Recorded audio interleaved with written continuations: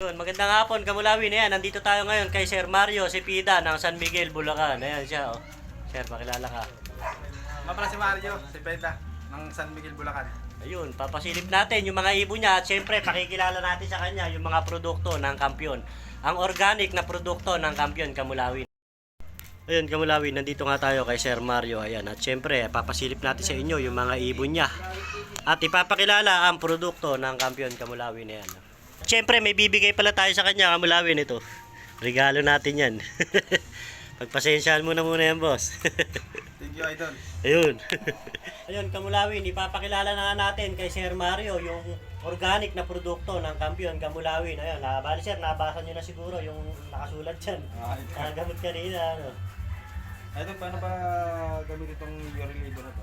Ayun sir, bali itong Yorilibo series para sa digestion. Pang ano siya, panlinis ng liver.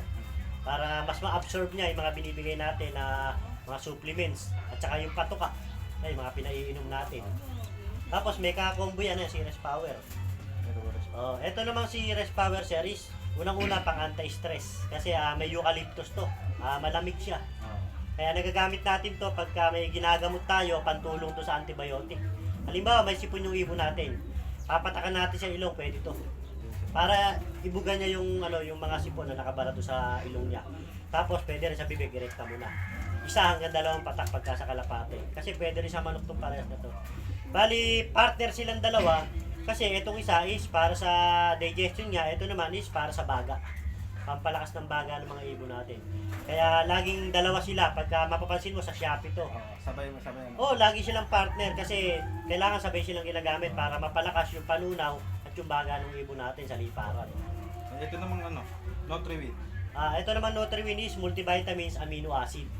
Bali, ito is pambalik alindog ng ibon natin. Kunwari, galing sa liparan, manipis yung ibon natin.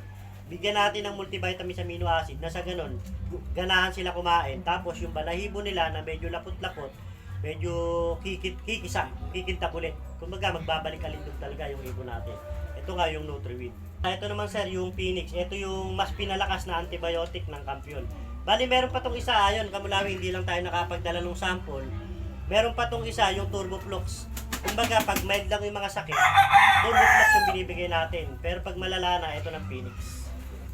Kumbaga, pinapatay nito yung mga second bacterial ng ibon natin. Ito namang Bipro na to.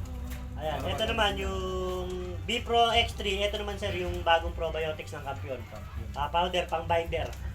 Pwede mo siyang gamitan ng mga cod liver oil o kaya si Yorilibo.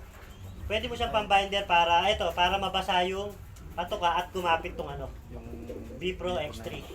Lalagay natin sa screen, Kamulawin, yung mga produkto na pinapakilala natin kay Sir para mas makita nyo, Kamulawin. Idol, paano ba gamitin yung mga produkto ng Kampiyon? Ako kasi Sir, kagaya nitong Rest Power tsaka Yorilibo, every other day ako magbigay nito. Para sigurado na yung liver nila malinis lagi at lagi silang kondisyon. Kasi nga itong si Rest Power is may eucalyptus. Laging kondisyon yung ibon natin kasi hindi sila nakakaramdam ng pagka-stress. Tapos dito naman sa Nutriwin, ginagamit ko to 2 to 3 times a week din. Pero kadalasan 2 times lang. Binibigay ko siya ng Miyerkules at Biyernes. Minsan, Miyerkules, Huwebes ako nagbibigay nito. Ito namang Rest Power at Yorilibo, yun nga, every other day, sinisimulan ko ng Monday. Minsan, Tuesday ako nagsisimula kung may iba akong binibigay ng Monday. Halimbawa, nagpa-flashing ka ng Monday. Ayun, pwede nga natin gamitin doon yung Turboflux sa pag-flashing pagka Monday. Ayun, ang ginagawa ko, Tuesday ko na binibigay yung Rest Power at Yorilibo.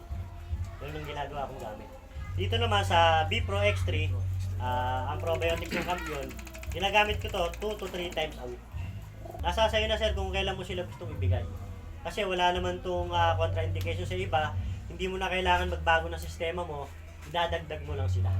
Para maganda Oo, hindi ka naman dapat kabahan kasi organic silang lahat. Walang overdose. Siyempre maliban sa antibiotic. Eka nga, basta sumobra, nakakasama.